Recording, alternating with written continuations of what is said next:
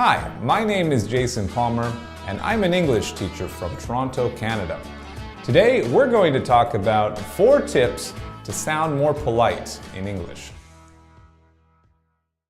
Tip number 1. So, when it comes to ordering something at a restaurant, when you order something at a restaurant, it's important to use a few expressions like can I, could I, or may I.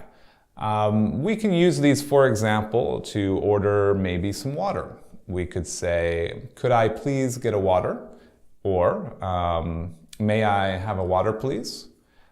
Or, can I get a water, please? So these are 3 ways that you can ask very politely for something in a restaurant. What you don't want to say is you don't want to say something like, give me a water, or I want a water. I want or give me, these are very rude ways to ask for something in a restaurant. Okay, tip number 2. When asking for permission, it's important to be polite as well. Sometimes you need to ask for permission. Maybe you'd like to borrow someone's phone to make a call. Or maybe you would like permission to interrupt a conversation. In either of these cases, it's important to use expressions such as, do you mind if, would it be a problem, I was wondering if I could. So, for example, if you'd like to borrow someone's phone, you could say, do you mind if I borrow your phone?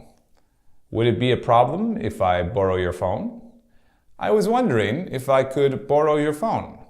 These are all very polite ways to ask for permission. What you don't want to do is you don't want to say, let me borrow your phone, or I want to borrow your phone, or give me your phone. These are very rude, and maybe this is okay with friends, but really if it comes to strangers or other people, you want to be as polite as possible. The third way to be more polite in English is when it comes to not understanding. Now, this is very important because when you learn English, of course, you will have problems understanding what people say. So quite often you will have to tell them that you don't understand or to ask them to repeat something. There are a few ways that you can do this. If you don't understand what someone says, you can say, I'm sorry, or excuse me, or pardon. Maybe you could say, could you please repeat that? Okay, so these are all very polite ways that you could indicate that you don't understand something. What you want to avoid, really, is using expressions like, what? Huh? These are very rude in English, so you might offend somebody if you use these a lot. So maybe it's good to memorize one way to respond to something you don't understand. You could always say, sorry, or pardon, and people will understand and they'll repeat something for you. So again, it's very important to be polite when you don't understand. And the last tip I have for being more polite is when it comes to turning down an invite.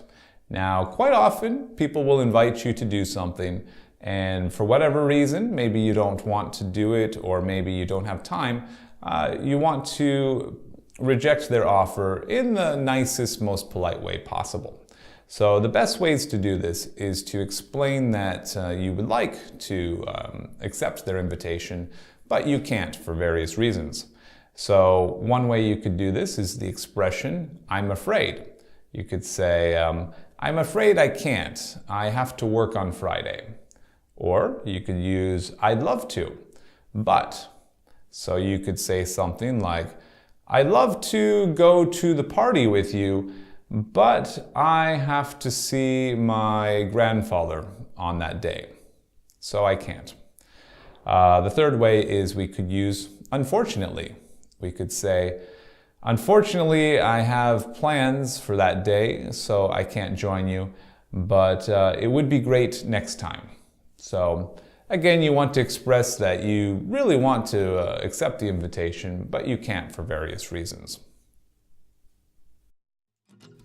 Okay, to review all these expressions, when ordering something, be sure to use can I, could I, or may I. When asking for permission, be sure to use Do you mind if? Would it be a problem? I was wondering if I could. And for not understanding, be sure to use sorry. Could you repeat that, please? Pardon, excuse me. And when turning down an invite, be sure to use I'm afraid, I'd love to, but, or unfortunately, I can't.